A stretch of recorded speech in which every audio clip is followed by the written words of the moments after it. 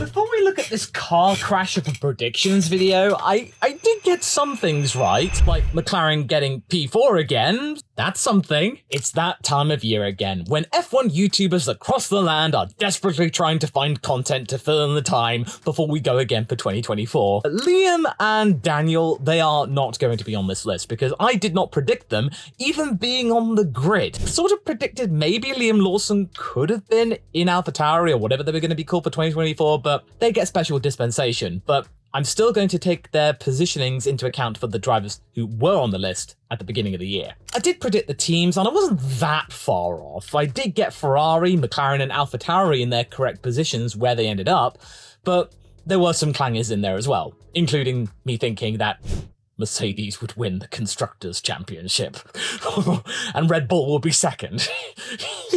You can tell that this is going to be funny, folks, if you haven't watched the original video, so buckle up. So we'll start off with Logan Sargent. I predicted he would finish 20th. Where did he end up?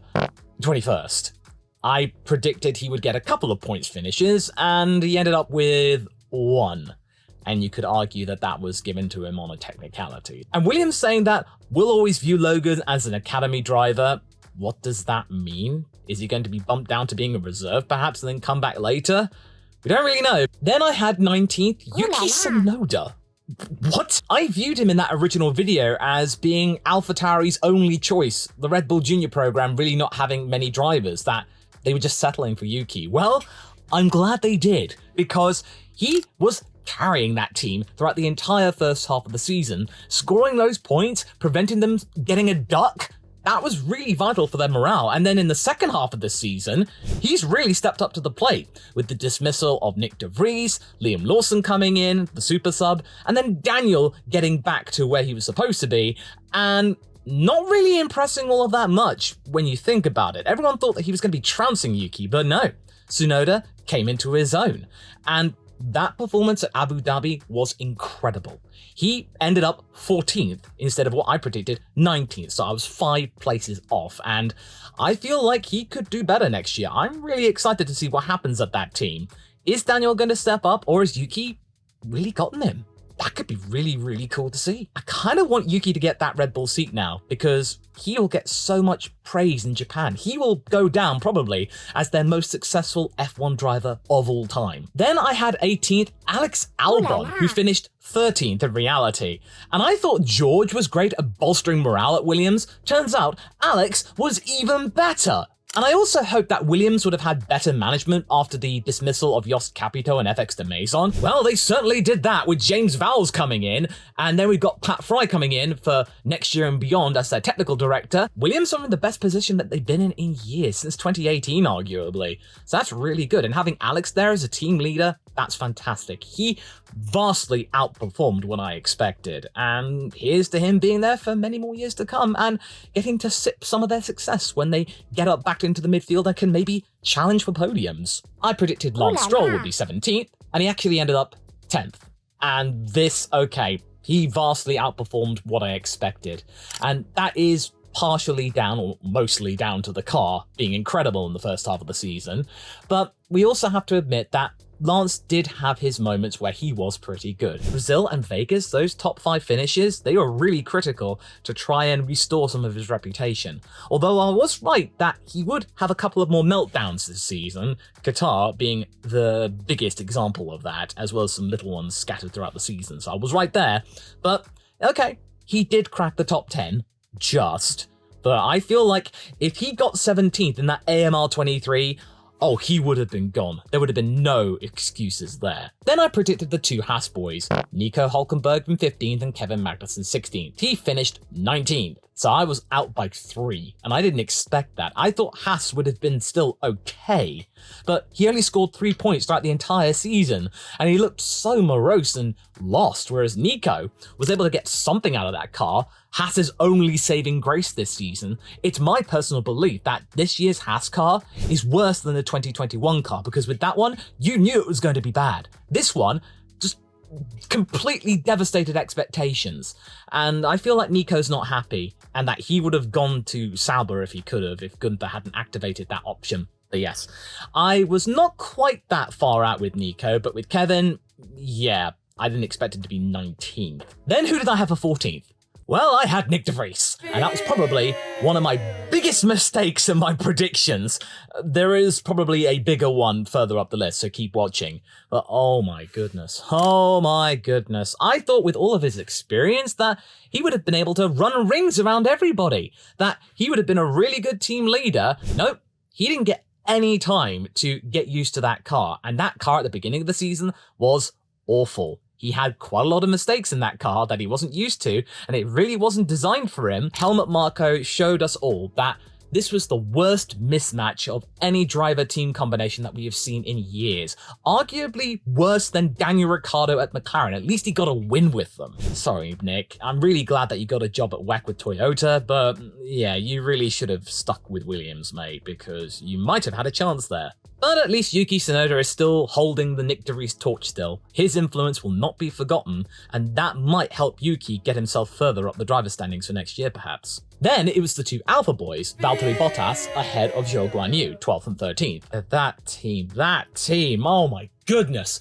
Zhou was fine, I guess. Alfa Romeo, or going into Sauber now, are just settling for that driver lineup. Valtteri still has one more year left on his contract, so it would be cheaper just to keep him instead of buying him out, and money is quite tight there. They need every single penny they can get to improve the facilities before Audi comes in.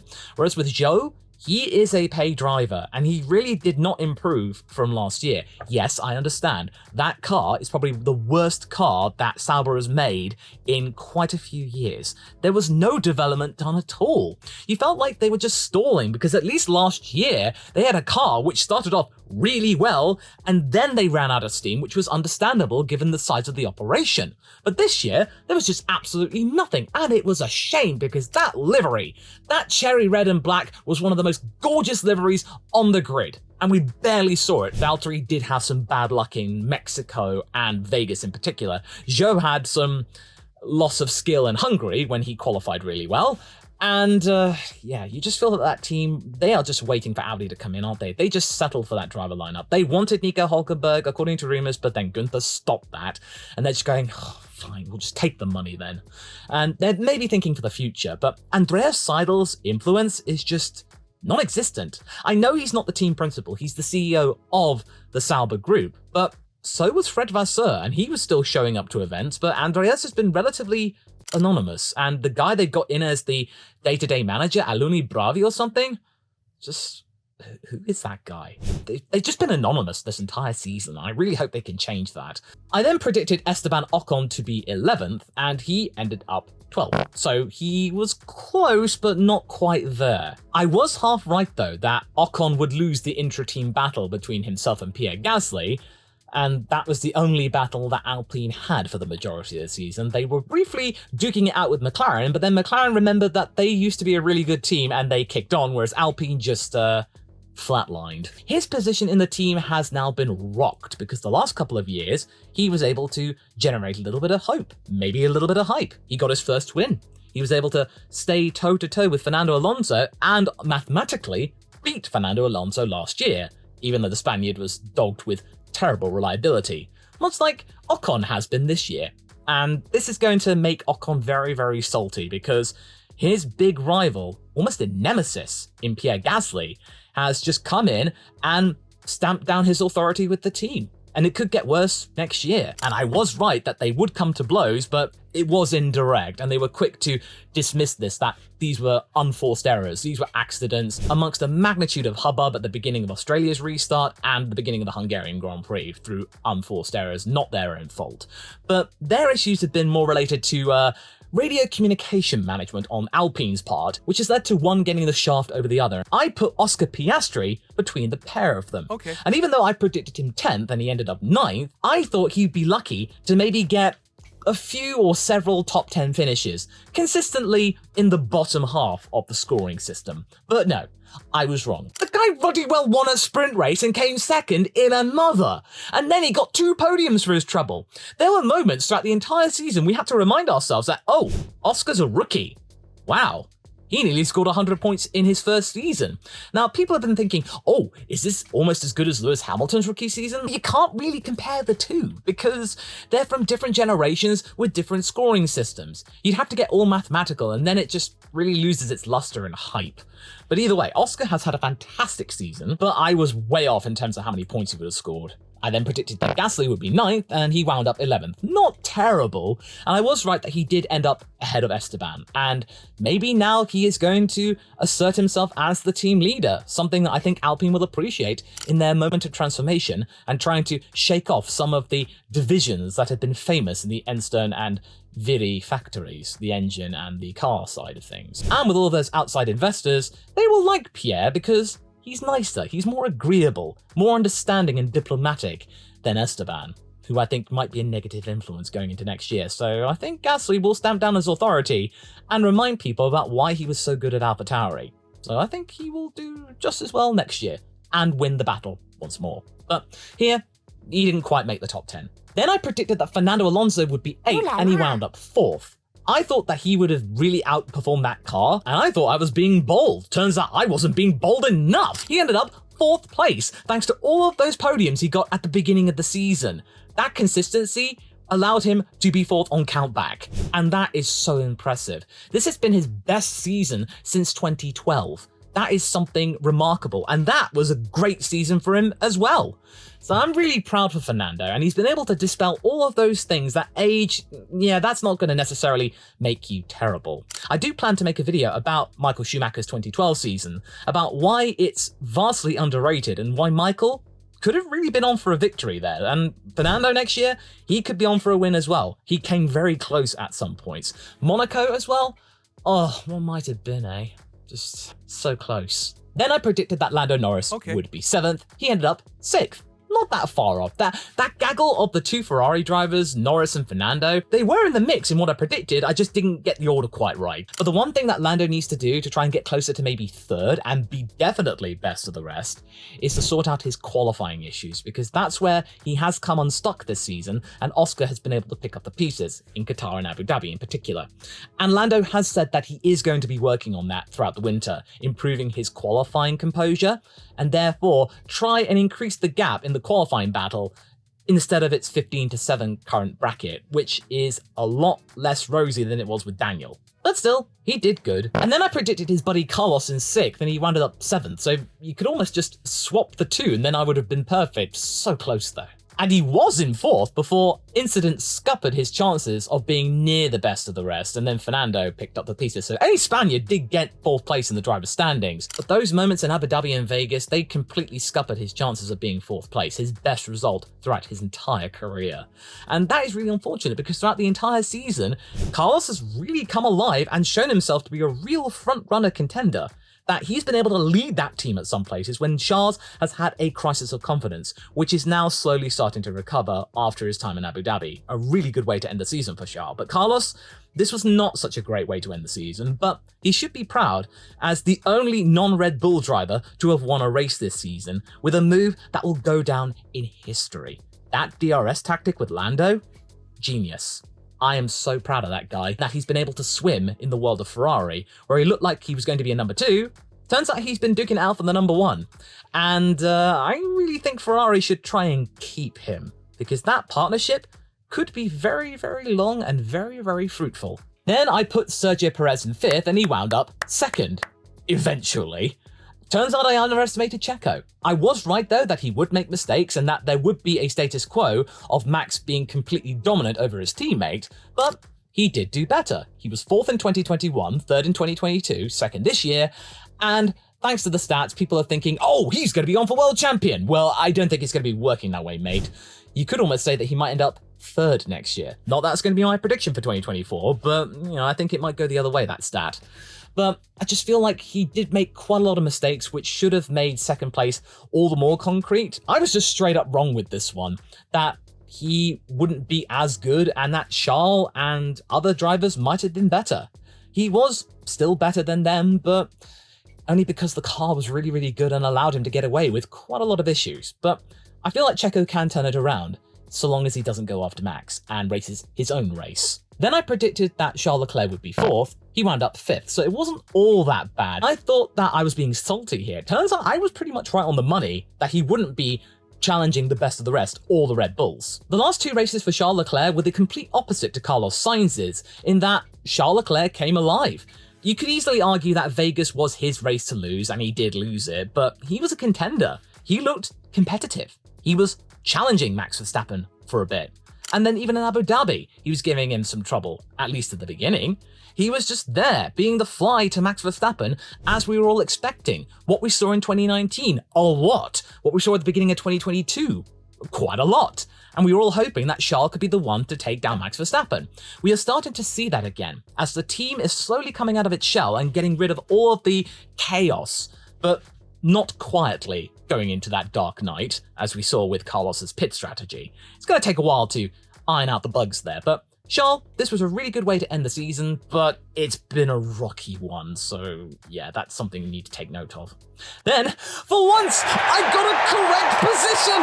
Lewis Hamilton 3rd! Yeah! And I was right that he would carry on after 2023 and not retire, but that car, not quite as good as I thought it would be. I thought that the W14 would have been an improvement. In terms of the team standings, it was. Lewis, he was the best of the rest. That is something that he really should take pride in, and hopefully just bolster his morale going into 2024, because at the moment he's looking a little bit morose, and that's going to make any Mercedes fans look a little bit worried. But hey, Mercedes were consistent enough to be 2nd, and Lewis Hamilton was consistent enough to be 3rd place, which, okay, due to his age, good kudos there. 2 of the oldest drivers were in the top 4. Good on the oldies. Then I predicted Max Verstappen would have lost the championship. Wrong, wrong, wrong. How could I have been so wrong? Not only did he win the World Championship, he won it by a country mile. 19 wins out of 22 race starts. How wrong could you get? I mean, I might be wrong in a bit, but no, Max was the definite article. The best world champion there has been in a long time, this performance. Now, of course, you may be thinking that, oh, there have been other better drivers, but at the moment, no. Max Verstappen in that car, in that Red Bull, designed by Adrian Newey and maintained by Red Bull Racing, is the best package. You could easily argue that he might not do as well in a different car, and that Sergio Perez's struggles have made that RB19 somewhat fallible, but right now, no. 2nd place, no. And him losing to George Russell, who I thought would win the championship, what was I thinking? Like I said in that video, I don't mind being wrong with predictions, it's just a little bit of fun. But that one, my goodness, I even had it in the thumbnail. I was asking for trouble. I was justifying that because George Russell had such a consistent start to 2022, where he was in the top 5 for every single race up until Silverstone, and he probably would have been in the top 5 there as well had he not that collision at the beginning of the race, his consistency would have been enough to be right up there in contention for the championship. Sure, he might have been consistent this year, but with Max's dominance, it wouldn't make a difference. No. George has had a very troubled time this season. He has had a crisis of confidence, and realizing that with Lewis Hamilton there, he is not going to be an easy teammate, that he is going to be asserting himself more and more. Something that we saw back in the days of McLaren with Jenson Button and Fernando Alonso. Kind of makes you wonder actually that maybe that whole season with Fernando Alonso duking it out probably affected Lewis Hamilton more than we thought, that it made him nervous that the team might have been out to get him or something like that he has to prove himself every single race that he is the team leader. And that is exactly what Lewis has been doing this season.